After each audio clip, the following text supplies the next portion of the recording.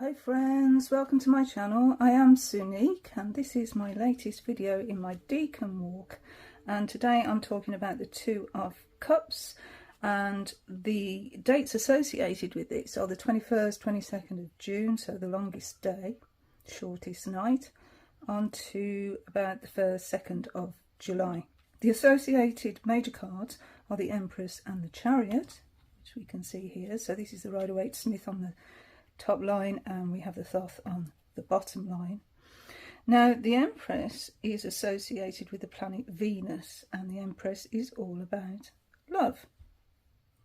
A lot more than love, but you know, the main keyword for the Empress, or for Venus, sorry, is love. And the Chariot is associated with the astrological sign of Cancer, which in turn is associated with the Moon. So those are the two cards from the Numinous Astro deck, which is this one here, Ruby Warrington and Bess Matassa. So the Two of Cups really is all about balancing the emotions, and I like the way this tied in with Venus in the Numinous deck, because it says in part of the write-up that Venus is paving the way toward compromise, which I think is really, really interesting when we take into account the Ten of Swords, which was the last decan, and all the problems that were associated with that. It seems to me that this card is helping us to reconcile that Ten of Swords situation in a harmonious way. You know, we're balancing our emotions here. So if we sort of look at the Five of Cups, actually let me show you on a more clear image.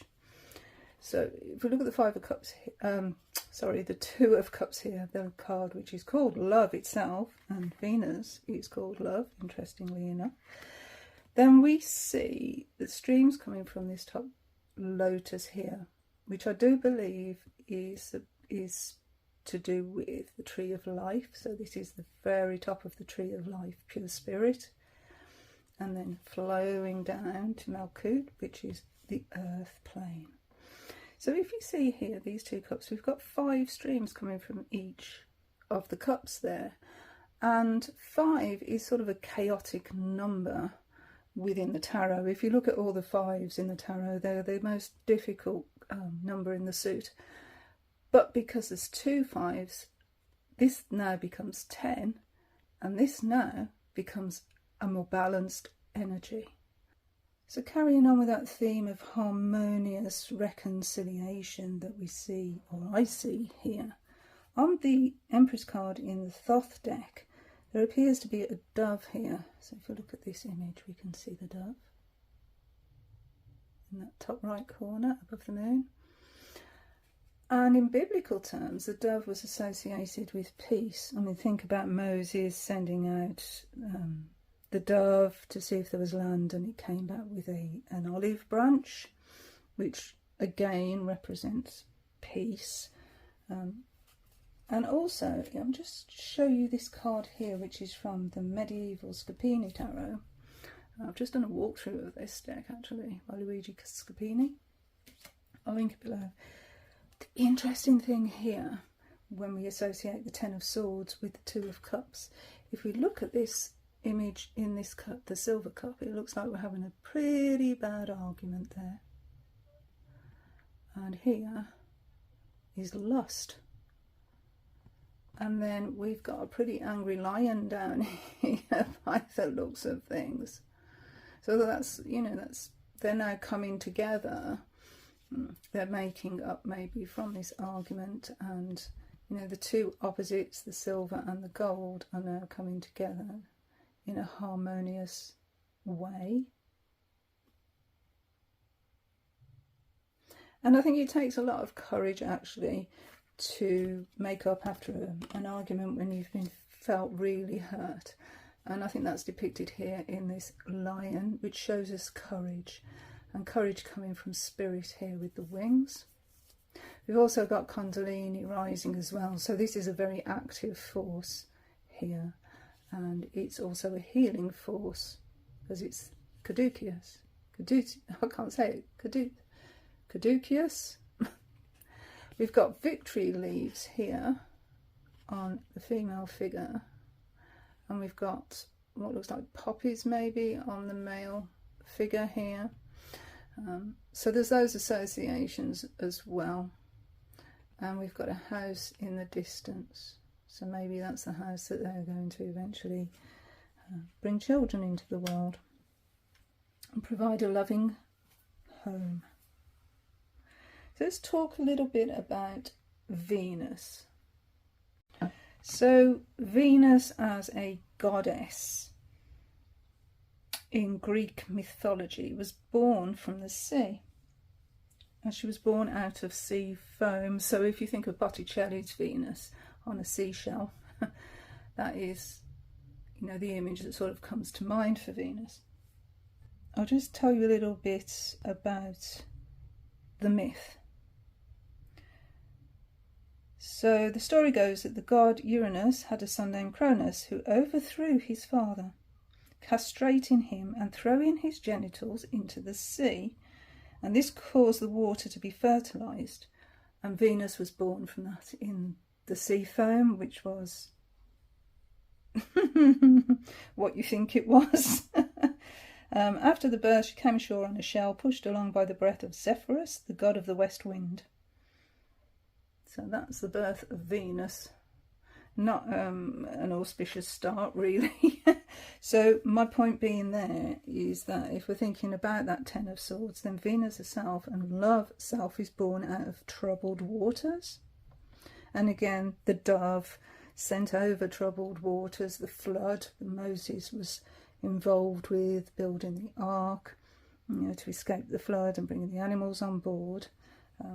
Yeah, so there's that sort of reference as well, which I thought was quite interesting. And of course, an olive branch has the meaning of repairing relationship as well, doesn't it? So that ties in. If we think of laurel leaves as victory leaves, then nobody loses. It is a win-win situation, as it says in the Numinous Astro deck. Nobody loses here. It is totally win-win. And Venus is also, the planet Venus is also associated with Taurus, so it's a very steady energy, and maybe that's why there is a house in the background to depict that steadiness, that solidity that's coming from this reparation. So Cancer has one of its associations is sympathy and comfort and nostalgia. And protective, and it's quite interesting that we have a tabard across the tunic here. So is that some sort of protection? Not quite sure yet, but willing to give it a go. And the male presenting figure here is the one that's actually extending the hand of connection. Just looking at these cards, I see a lot of balance here. The Chariot card has balance on both versions here. And this is the Holy Grail depicted here. And on the Empress, the moons are in balance as well, the cycles of the moon. And this also shows growth. We have growth here. So this is a growing situation. It's the start of a situation that's going to grow into something more. Here, this symbol here, I think it's called the lingam and the yoni, so it actually does represent the male and female here, and it's blessed by spirit with the wings above and the solar disc here. And of course we have duality there, so the coming together of duality there. And we haven't started yet, we are still at the very beginning of this journey. But those wheels are above water, which again is emotions and linked to the moon, and we've got the moon here on the Chariot's shoulders, and the stars as the canopy. So, and also another laurel wreath. So another peace, or victorious peace, I think is the message there. I think even the Empress has got a laurel wreath going across there. You can see that. So yeah, it's a victorious situation. It's a win situation, I think. And there's a lot of duality here. But notice that the Chariot figure here is completely covered in armour. We have the crab there on the Chariot's helmet to indicate Cancer. So that's sort of a very protective energy, isn't it? But there's passion there with all that red. And of course Cancer and a crab has a shell. And so maybe that is why we have armour on the Thoth version of the Chariot there, holding the Holy Grail. And winged beasts are ready to pull the Chariot when he's ready, or when the archetype is ready to actually move forward. And those wheels are quite big, aren't they? So if you look at the image from the Legacy of the Divine Tarot, we see 2 cups again, like we see here. But in these, we actually see our figures, our lovers, our friends, depicted in those cups. And we can also see the Venus sign above. And then we've got that crab underneath with the little hearts in his pictures, which is quite nice. But also they look like they're hand fasting because they've got those beads around the wrists.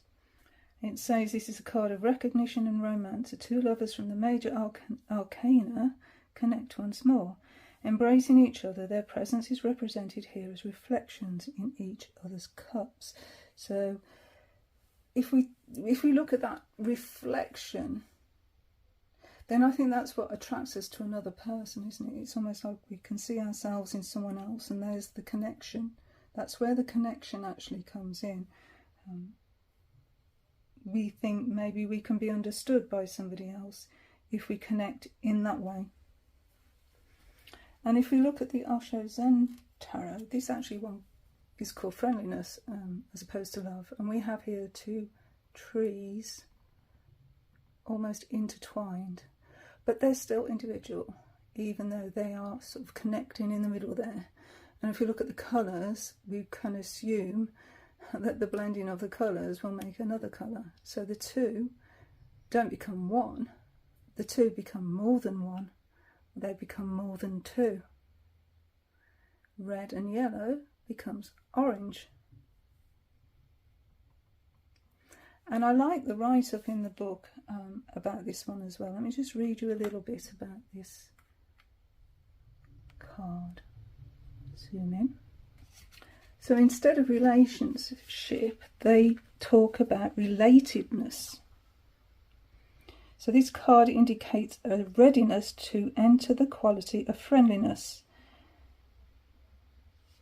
You are no longer interested in all kinds of dramas and romances that other people are engaged in. It's not a loss, it's the birth of a higher, more loving quality born of the fullness of experience.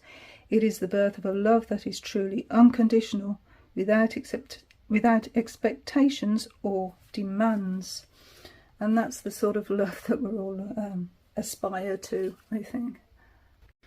If we look at the image for the 2 of Cups in the Shadowscapes Tarot, we've got sort of a combination, if you like, of the medieval cups and the trees in the Osho, in the Shadowscapes image. So we've got the gold and we've got the silver depicted in the trees themselves and the tree beings entwining together.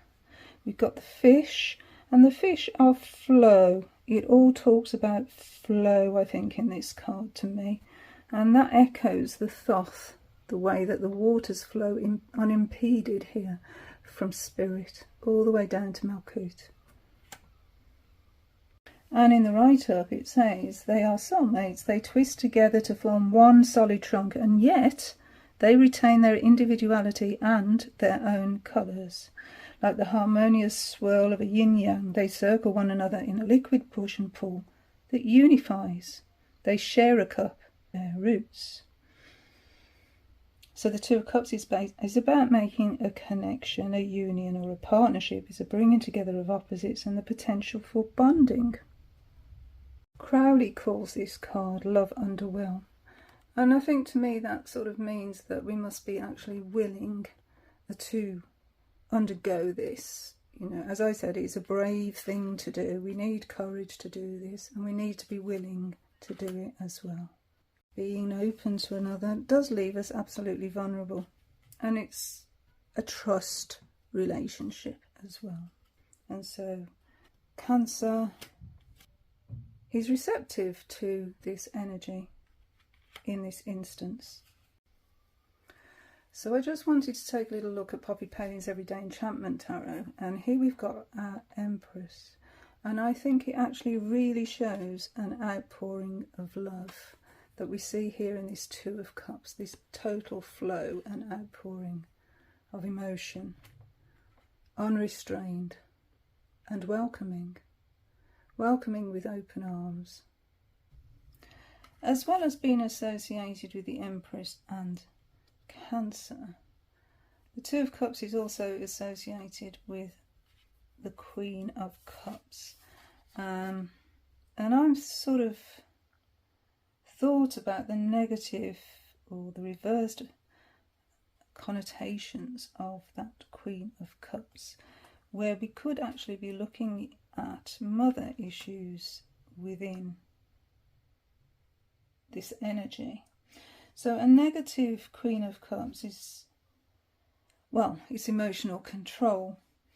They can be codependent and they can be clingy, which, you know, that could be a negative aspect here as well.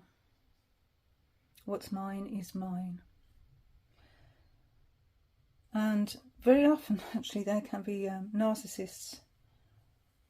They can create unnecessary drama, which may again link back to that Ten of Swords energy that we've just released here.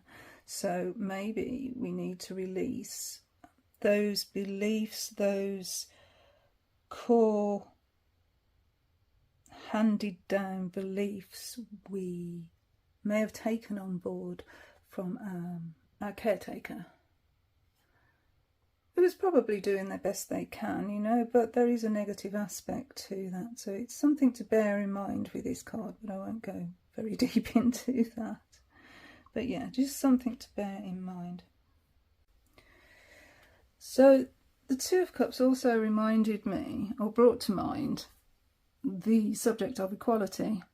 And I was recently watching The Gods of Tennis, which is a TV programme that I've been looking at. The first programme talked about Arthur Ashe and Billie Jean King. So Arthur Ashe was highlighting inequality in respect to apartheid, which was active at the time, and using tennis as a platform to highlight the inequalities there. Whereas Billie Jean King was highlighting the inequalities between the male and female tennis players, because the male players were actually paid a lot more than the female counterparts. And so she was bringing that to the fore, using tennis as a platform. And here we can see the cups are equal. They're actually at the same height there. And so that sort of brought that to mind, the equality between these two figures. And as I said, it's a win-win situation. Okay, so let's have a little look at the crystals that are assigned to these cards with the Crystal Magic Tarot. So for the Empress we have Chrysoprase. This one here. For the Chariot we have Pyrite, which I think echoes that Chariot actually, you know, that really solid chariot there, doesn't it? They look the same. And then for our Two of Cups we have Ametrine, which is a combination of citrine and amethyst, which is great really when you think about it, you know, two minerals coming together to form one. So that works really well. So let's just grab the cards from that deck. Okay, so we have this card for the Chariot, and here we've got a camel.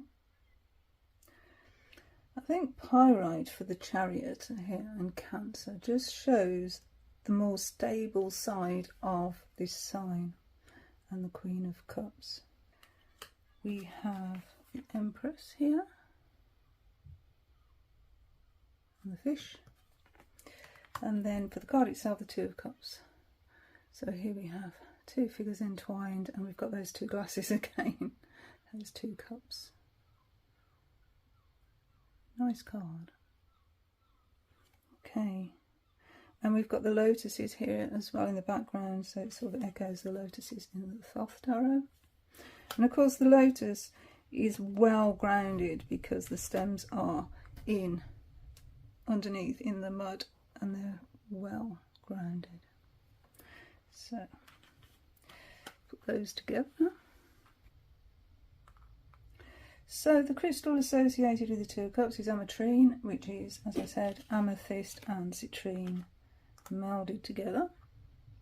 And in fact, they can be the same crystal, because if you heat citrine up to such a high temperature, it will change colour and become what we know as amethyst. So that's worth bearing in mind if ever you're buying amethyst. It could be heated citrine. So